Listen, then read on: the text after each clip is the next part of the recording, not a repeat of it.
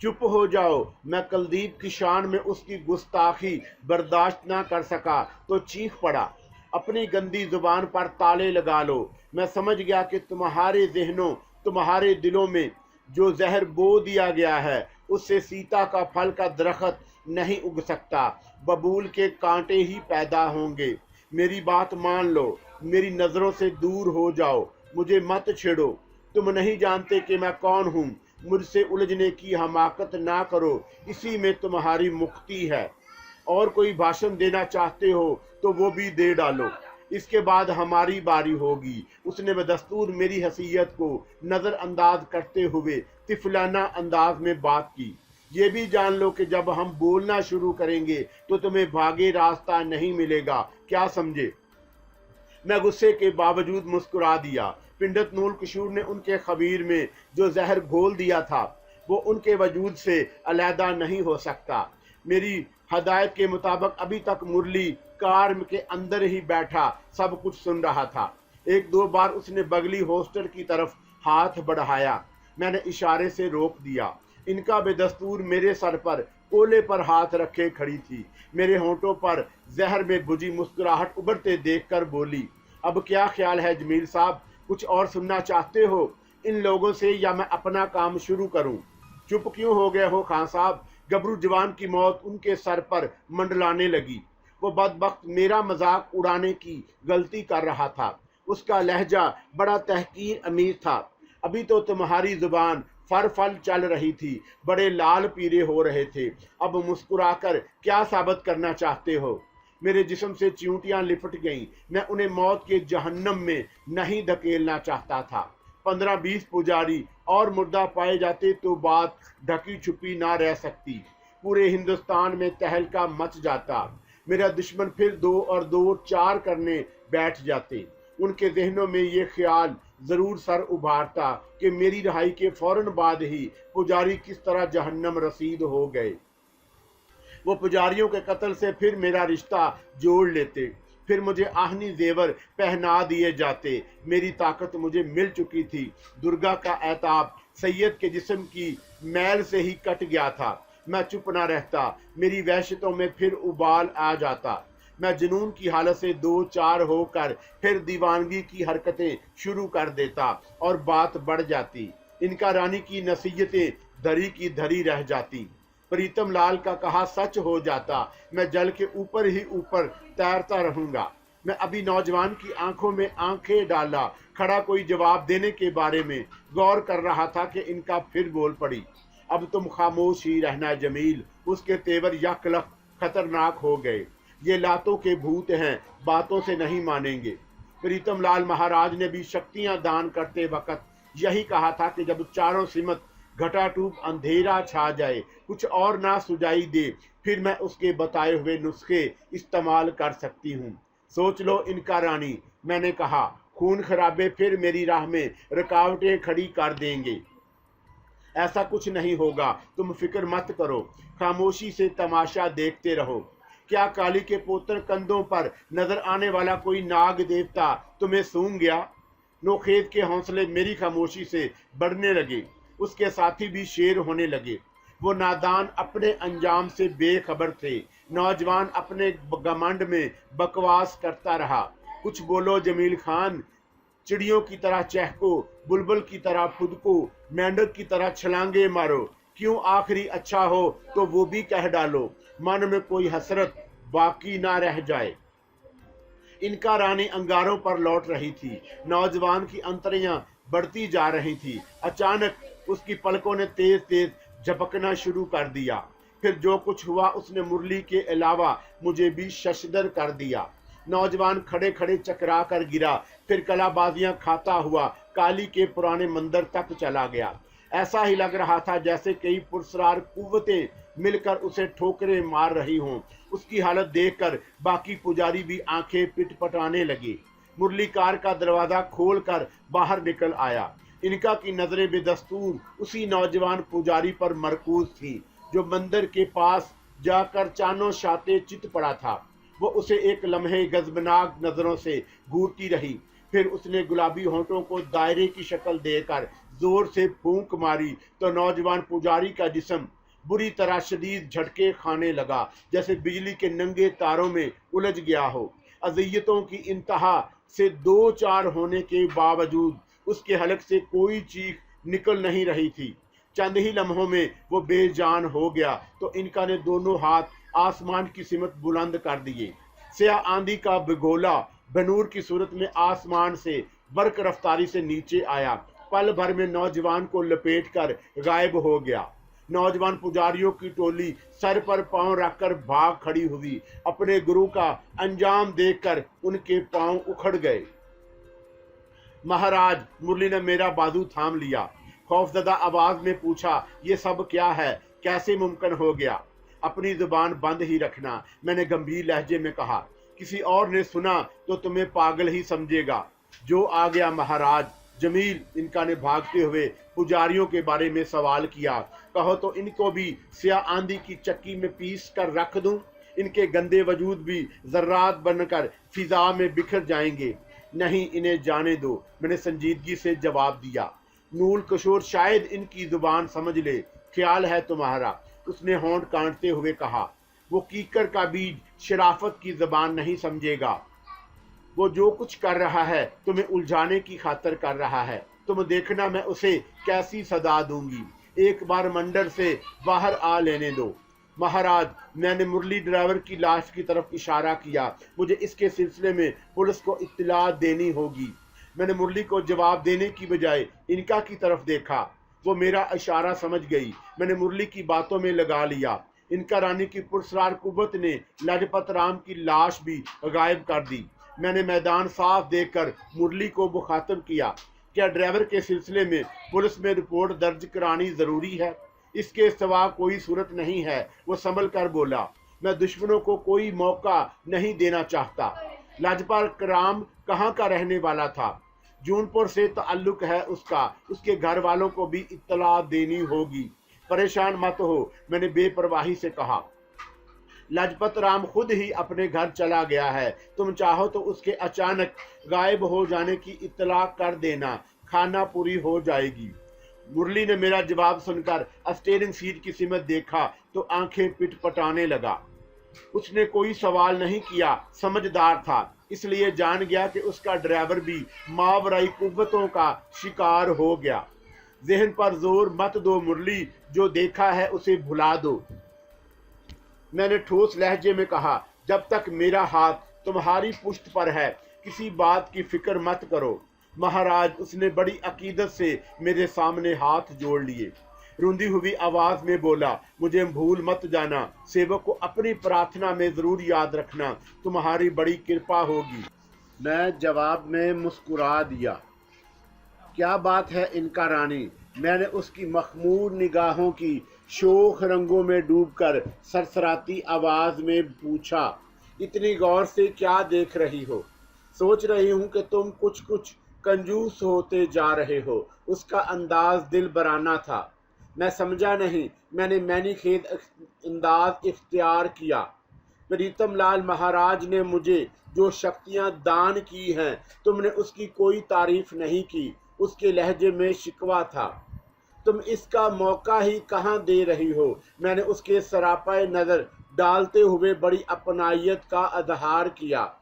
तुम्हारी काफर अदाएं देखूं या प्रीतम लाल की कुव्वतों की तारीफ करूं? मेरी बात सुनकर वो महबूबाना अंदाज में आंखें मलती हुई उठ बैठी। कानों में उंगलियां घुमाकर कातलाना अंदाज में बोली, एक बार फिर कहना जमील, मैं पूरी तवज्जो से तुम्हारी बात नहीं सुन सकी। क्या कह रहे थे तुम? महाराज, एक दरख्वास्त करूंगा, मानोगे? मुरली ने मुझे मुखातब किया तो इनका ने जल कर कहा। इस वक्त ये कबाब में हड्डी बनकर हमारे दरमियान कहां से आ गया? वो बोला कि जब तक बंबई में रहना मुझे और सरोजनी को सेवा करने के हक से महरूम ना करना। वो लिहाजत से बोला, हमारे दवार छोड़कर कहीं और जाने की बात मत करना। मेरी वहशतों में कहाँ उलझते फिरोगे मुरली? मुझे बहुत सारे अधूरे काम करने हैं। किसी से किया हुआ वादा निभाना है, किसी की बेचैन रूह को करार पहुंचाने की खातिर कठिन मरहलों से गुजरना है। मेरी कोई मंजिल नहीं, कोई ठिकाना नहीं। मैंने सर्द आह भरकर जवाब दिया, तुम देख चुके हो कि मेरे दुश्मन साए की तरह मेरी जिंदगी के साथ साथ लगे हुए हैं। तुम्हारे देश के पिंडित पुजारी मेरी जान के लागू हैं। वो बरसों से अपने दांत तेज कर रहे हैं, उनका बस नहीं चलता, वरना भूखे भेड़ियों की तरह मेरे जिस्म से लिपट जाएं, मुझे बनोर कर टुकड़े टुकड़े कर डालें। 2 गज जमीन का टुकड़ा भी नसीब ना होने दे। मैं जितना दूर भागना चाहता हूँ वो उतना ही मेरी टांगों से लिपट कर दरमियान में खींच लाते हैं। मुझे अपने बचाव की खातिर फिर हाथ पांव चलाना पड़ता है। मेरी जिंदगी की दास्तान बड़ी तवील, बड़ी दर्दनाक है। कभी मौत से फुर्सत मिली तो इत्मीनान से सुनाऊंगा।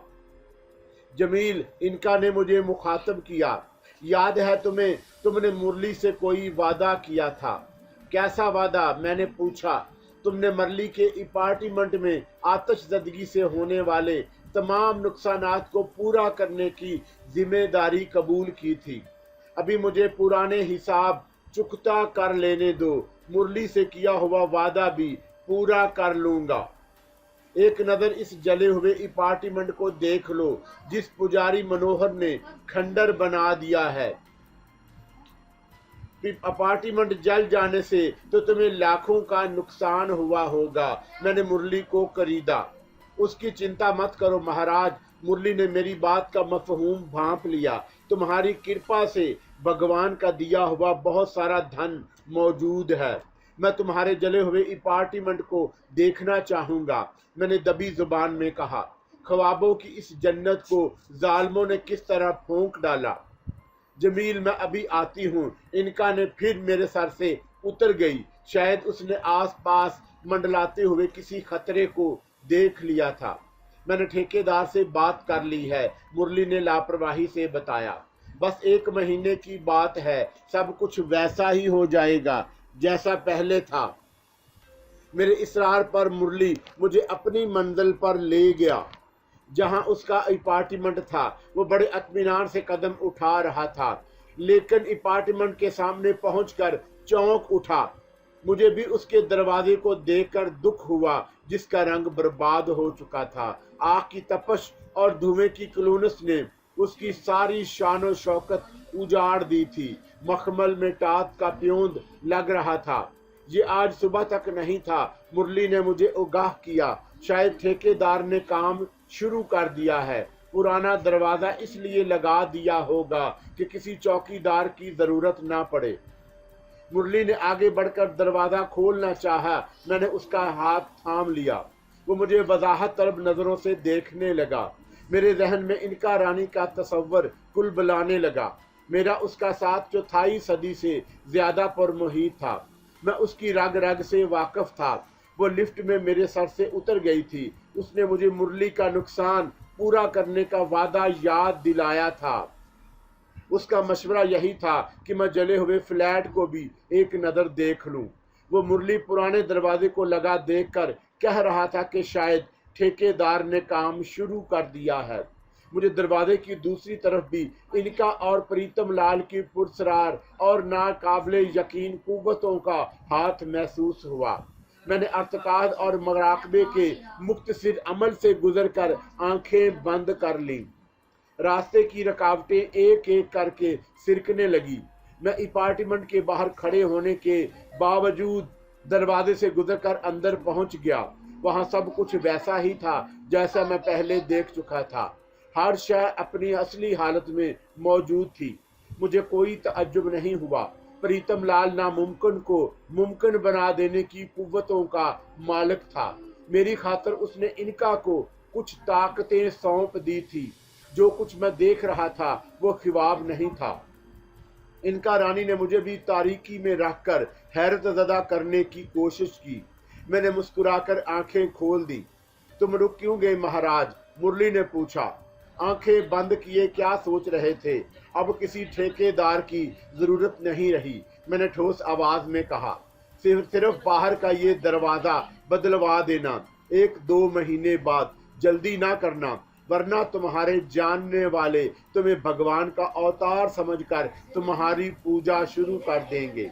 ये तुम क्या कह रहे हो? मुरली ने पलकें झपकाईं। मेरी समझ में भी कुछ नहीं आया। सरोजनी और साधना को भी समझा देना कि अपनी जुबान बंद रखें। किस सिलसिले में? मुरली की हैरत अरूज पर पहुंच गई। मुझे भी बता दो महाराज, तुम्हारी नजरों ने क्या देख लिया है? इनका मेरे सर पर वापस आ गई। बड़ी संजीदा संजीदा नजर आ रही थी इनका रानी। मैंने उसे आलम तसव्वुर में मुखातब किया। आज तुमसे कुछ कहने को दिल चाहता है, मेरी बात से इनकार तो नहीं करोगी? तुम हुक्म दो जमील। उसने बड़ी सआदतमंदी का इजहार किया। बड़े अरसे बाद मुझे तुम्हारी जरूरत महसूस हो रही है। मैं एक सर्द आह बाकर जज्बाती लहजे में बोला। तुम जिस कदर कामत की हो, जहां हो, जैसी भी हो, की बुनियादों पर रात के लिए मेरी आगोश की जीनत बनने के लिए अपनी आमादगी का इजहार कर दो। बेशर्मी की बातें मत करो। उसने मेरी आंखों में झांकते हुए शोखी से कहा। मैं समझ रही हूं कि तुम नीलाम के इश्तहारों वाली जुबान क्यों इस्तेमाल कर रहे हो।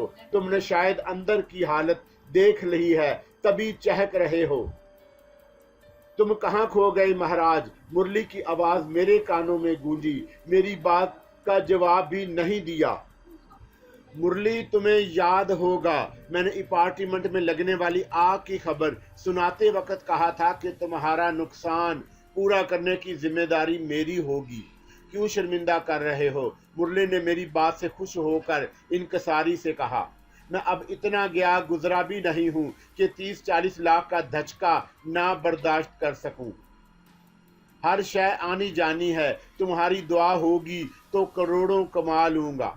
मैंने अपार्टमेंट का दरवाजा खोलने से बेशतर सरोजनी को भी बुलवा लिया। साधना भी उसके साथ साथ थी। उनका की नजरें साधना के गुदराए हुए जिस्म पर मचलने लगी। मुरली ने मेरे कहने पर दरवाजा खोला तो हक्का बक्का रह गया। मैंने अंदर पहुंचकर दरवाजा बंद कर दिया। मुरली के अलावा साधना भी फटी फटी नजरों से एक एक चीज को देख रही थी। सरोजनी की कैफियत से उससे मुख्तलिफ न थी। उसे अपनी निगाहों पर यकीन नहीं आ रहा था। अपार्टमेंट का सारा साजो सामान, मुकम्मल सेटअप बिल्कुल वैसा ही था जैसे हुआ करता था। सरोजनी फिरकी की तरह एक एक कमरे में चकराती फिर रही थी। हर शय को हाथ लगाकर देख रही थी। बार बार हैरत का इजहार कर रही थी। उसकी निगाहों में जुगनू चमक रहे थे। खुशी से दीवानी हो रही थी। देख रहे हो जमील, दौलत की चमको दमक इंसान की निगाहों को किस तरह खैरा कर देती है, इनका ने मुझे कहा। मैंने कोई जवाब नहीं दिया। सरोजनी अपार्टमेंट का जायजा लेकर आई तो उसे एहसास हुआ कि मैं भी वहां मौजूद हूँ। वो बेइख्तियार दौड़कर मेरे कदमों में गिर गई। मैं उसका बाजू थाम कर उठाया। वो हाथ बांध कर बोली, महाराज, मैंने पहले भांप लिया था कि तुम्हारी शक्ति अपरंपार है। हम तुम्हारा शुक्रिया किस जुबान में अदा करें? तुमने जो एहसान किया है वो हमारा सारा जीवन नहीं भुला सकेंगे। सरोजनी की देखा देखी मुरली ने भी मेरे पैरों को छूकर अपना फर्ज पूरा कर दिया। साधना अलग थलग खड़ी मुझे देख रही थी। मुझे उसकी तन्हाई का एहसास हुआ तो मैंने हाथ के इशारे से उसे करीब बुलाकर उसे गले लगा लिया। उसकी कमल जैसी नजरों में आंसुओं की शबनमी कतरे झलमलाने लगे। सरोजनी की आंखें सुलग उठी। उसका बस चलता तो शायद साधना को उसी वक्त गोली मार देती। मैं उसकी नजरों में रकाबत के जज्बे को करवटें बदलता देख रहा था। मैंने साधना को अपने बाहों के हल्के से आजाद किया तो सरोजनी ने सुकून का सांस लिया। मैं आज रात इसी अपार्टमेंट में गुजारूंगा, मैंने सरोजनी से कहा। कल सुबह कहीं और चला जाऊंगा। तुम कहीं नहीं जाओगे महाराज। सरोजनी ने करीब आकर मेरा हाथ थाम लिया। अब आए हो तो कुछ दिन हमें सेवा करने का मौका दो। अभी मुझे दूर जाना है, फिर कभी आया तो कुछ दिन जरूर आराम करूंगा, मैंने सपाट लहजे में कहा। सरोजनी और साधना ने मिलकर मेरे खाने का एहतमाम किया। मैं इसी कमरे में आ गया जहां पहले मुकीम था। मुरली मेरे साथ साथ था। दोपहर का खाना और शाम की चाय हमने साथ ही बैठकर पी। साधना सामने नहीं आई। शायद सरोजनी ने फिर उस पर पाबंदी लगा दी। मैं चाय पीकर दोबारा अपने कमरे में आ गया। मुरली किसी ज़रूरी काम से चला गया। सरोजनी ज़रूरत से कुछ ज़्यादा ही मेरी आओ भगत में लगी थी। इनका मेरे सर पर लेटी सरोजनी को घूर रही थी। क्या बात है इनका रानी, मैंने पूछा। आज तुम सरोजनी को इतनी तवज्जो से क्यों देख रही हो? आज इसके इरादे तुम्हारे हक में नेक नज़र नहीं आ रहे। उसने बड़ी संजीदगी से जवाब दिया।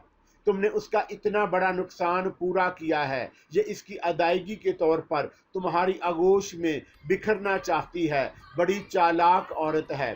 साधना को तुम्हारी बाहों में देखकर उसके सीने पर सांप लौटने लगे थे। उस गरीब पर दोबारा तुमसे दूर रहने की पाबंदी आयद कर दी गई। इनका का अंदाज गलत नहीं था। सरोजना मुझ पर ज्यादा ही मेहरबान थी। रात गए मुरली वापस आया तो उसे मजबूरन उठकर जाना पड़ा। मेरी सर्द मोहरी ने उसे मायूस कर दिया, वरना उसकी मुरली की परवाह नहीं थी। मुरली और सरोजनी के जाने के बाद हम अपार्टमेंट में तनहा रह गए। मुरली ने कहा था कि वो सुबह सवेरे अपने अपार्टमेंट में शिफ्ट हो जाएगा। मैं ख्वाबगाह में तनहा रह गया तो मैंने आइंदा के बारे में सोचा। मेरे जहन में हर दवार कलबला रहा था। पिंडत नूर कशूर की सरकूबी ज़रूरी थी। वो बार बार मुझे उलझाने की कोशिश कर रहा था। इस वक्त मौका गनीमत था। इनका की फराहम करदा इत्तला के मुताबिक चंद्रा भी काली मंदिर में नूर कशूर के साथ था। मैं दोनों से एक साथ निमट लेता तो छुट्टी कर लेता। मेरे जहन में माजी की अलमनाक दास्तान सर उभारने लगी। बरगत वक़्त की गर्दिश ने मुझे कहीं टिक कर आराम करने का मौका नहीं दिया। रात का पिछला पहर था जब मुझे एहसास हुआ कि मैं कमरे में तन्हा नहीं हूँ। मैंने पलकों के दरमियान झरी करके देखा तो मुझे अपनी नज़रों पर यकीन नहीं आया। वो साधना थी। जिस्म के कुंदन जैसे दमकते जिस्म पर बारीक नाइट गाउन क़यामत ढा रहा था। वो खुद भी किसी क़यामत से कम नहीं थी। उसके लिबास से धींगा मुश्ती करते हुए जिस्मानी नशीबो फराज देखकर मेरे जिस्म से बिच्छू लिपट गए। जज्बात को डंक मारने लगे। वो मेरे बिस्तर पर बैठी बड़ी नशीली नज़रों से मुझे देख रही थी। मुझे शुबा हुआ कि सरोजनी ने उसे मेरे करीब आने से रोक दिया था। इनका ने बताया था कि साधना की जवानी को किसी राज मंत्री के कदमों में भीड़ चढ़ाने की खातिर संभाल कर रखा गया है। सरोजनी को खतरा था कि साधना के जिस्म की तपश मेरे वजूद को पिघला देगी। उसने खुद अपने आप को मेरी खिदमत में पेश कर दिया। साधना को सेंट कर अलहदा कर रखा था। फिर साधना का इतनी रात गए, इतना ही जान अंगेज लिबास में मेरे बिस्तर पर मौजूद होना बात मेरी समझ में नहीं आ सकी। वो शायद मेरे परेशान जहन की पैदावार थी। साधना नहीं हो सकती थी। मैंने आंखें बंद करके दूसरी करवट लेने की कोशिश की तो मेरे बाजू पर किसी ने हाथ रख दिया। उस हाथ के लम्स ने मेरे खून की गर्दिश तेज कर दी। मेरे दिलो दिमाग में कन खजूरे रेंगने लगे। मैंने आंखें खोल दी। वो मेरा वहम नहीं था, साधना ही थी। मैं उसे हैरत से देखने लगा। मेरे वजूद में गर्म आंधी के झक्कड़ चलने लगे। साधना की मौजूदगी मेरे तपते हुए लकोदक सहरा में किसी नखलस्तान से कम नहीं थी। मेरी आंखें जलने लगी, हल्क में कांटे चुभने लगे।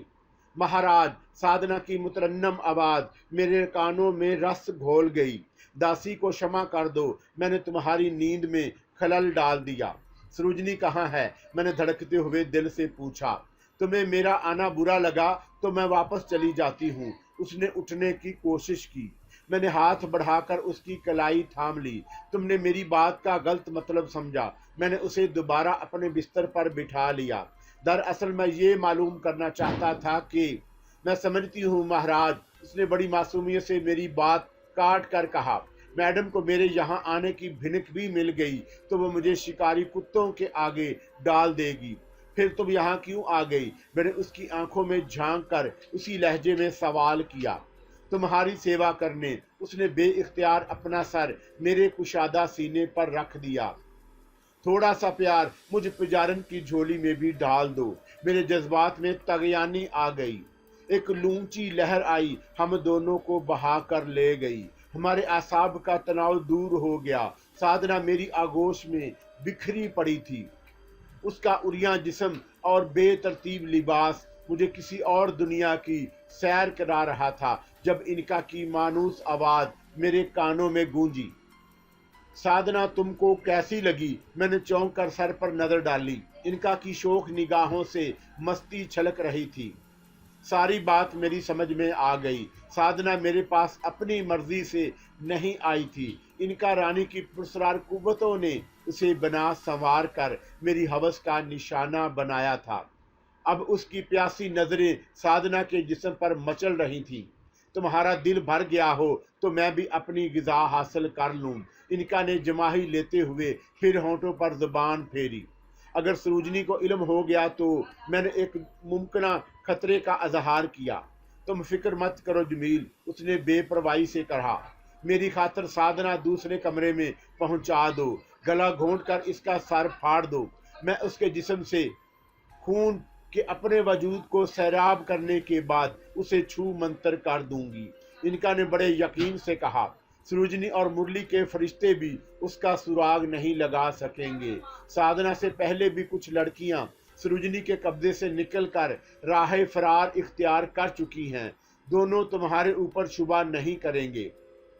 मेरे और इनका के दरमियान खून की फराहमी के सारे मुआहदे खत्म हो चुके थे। मैं उसके किसी हुक्म का पाबंद भी नहीं था। पुरस्कार कुव्वतों के हसूल के बाद हम दोनों का पलड़ा कुछ भारी हो गया। मैं चाहता तो इनका की दरख्वास्त रद्द भी कर सकता था। जमील, वो मुझे हचकचाता देखकर आजिज़ी करने लगी। तुम वाकिफ हो कि इंसानी खून मेरी ग़िज़ा है। मैं तुम्हें हुक्म नहीं दे रही, तुमसे दरख्वास्त कर रही हूँ। मेरी दरख्वास्त रद्द ना करना। आज मुझे भी जश्न मना लेने दो। मैंने साधना के सरापे पर एक आखिरी नज़र डाली। उस गुलबदन पर मुझे तरस आया, लेकिन मैंने इनका की दरख्वास्त रद्द नहीं की। साधना को उठाकर दूसरे कमरे में ले गया। उसकी सुराहीदार गर्दन पर मेरे हाथों की गिरफ्त मजबूत हुई तो वह कसमाने लगी। महाराज, ये तुम क्या? मैंने उसका जुमला मुकम्मल करने का मौका नहीं दिया। हाथों के शिकंजे को तंग किया तो साधना का कुंदन जिस्म फड़फड़ाने लगा। वो ज्यादा देर मदाफत न कर सकी। उसकी आंखें उबल कर हलकों से बाहर आ गईं और उसका जिस्म साकत हो गया। मैंने उठकर उसके सर पर भरपूर ठोकर मारी। खून का फवारा जारी हुआ तो इनका मेरे सर से उतर गई। मैं नजरें फेर कर वापस अपनी ख्वाबगाह में आ गया। सुबह मेरी आंख देर से खुली। इनका मेरे सर पर टांगे पिसारे गहरी नींद से दो चार थी। उसका चेहरा किसी ताज़ा गुलाब की मानद खिला खिला नजर आ रहा था। मैं उठकर दूसरे कमरे में आया। साधना का जिस्म गायब था। कालीन पर खून का एक धब्बा भी नजर नहीं आया। मैं दोबारा अपने बिस्तर पर आकर लेट गया।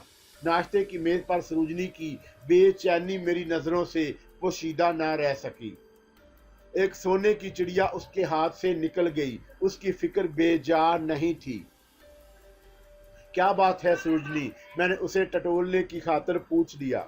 तुम मुझे कुछ परेशान दिखाई देती हो। कोई खास बात नहीं महाराज। उसने जबरदस्ती मुस्कुराने की कोशिश की। सर में हल्का हल्का दर्द सा है, ठीक हो जाएगा।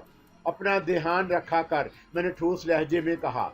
मुरली को अभी तेरी जरूरत है। नाश्ते के बाद मुरली तैयार होकर दफ्तर जाने लगा तो मैं भी सैयद की लाठी संभाल कर उठ खड़ा हुआ।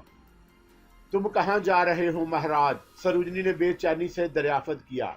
अब यहाँ से दाना पानी उठ गया है, मैंने संजीदगी से कहा। कुछ हिसाब करने हैं। जिंदगी रही तो फिर मुलाकात होगी। सरोजनी ने मुझे रोकने की कोशिश की। मुरली ने भी इसरार किया, लेकिन मैंने फिर आने का वादा करके जान छुड़ा ली। सरोजनी के सर पर हाथ फेरकर मुरली के साथ नीचे आ गया। कहाँ जाने का इरादा है महाराज? मुरली ने कार में बैठने के बाद सवाल किया। रेलवे स्टेशन तक छोड़ दो, किसी भी गाड़ी में बैठ जाऊंगा, मैंने सर्द आह भरकर जवाब दिया। अभी तो बहुत सफ़र करना है। मेरी कोई एक मंजिल नहीं। जहाँ रास्ता ख़त्म हुआ वहीं पुड़ाए डाल दूंगा। रास्ते में मुरली बड़ी अकीदत से गुफ्तगू करता रहा। मैं हूँ हाँ करके जवाब देता रहा। इनका साधना के खून के नशे में अभी तक बेसुध पड़ी हल्के हल्के खराटे नशर कर रही थी। मैं आने वाले कल के बारे में सोचने लगा।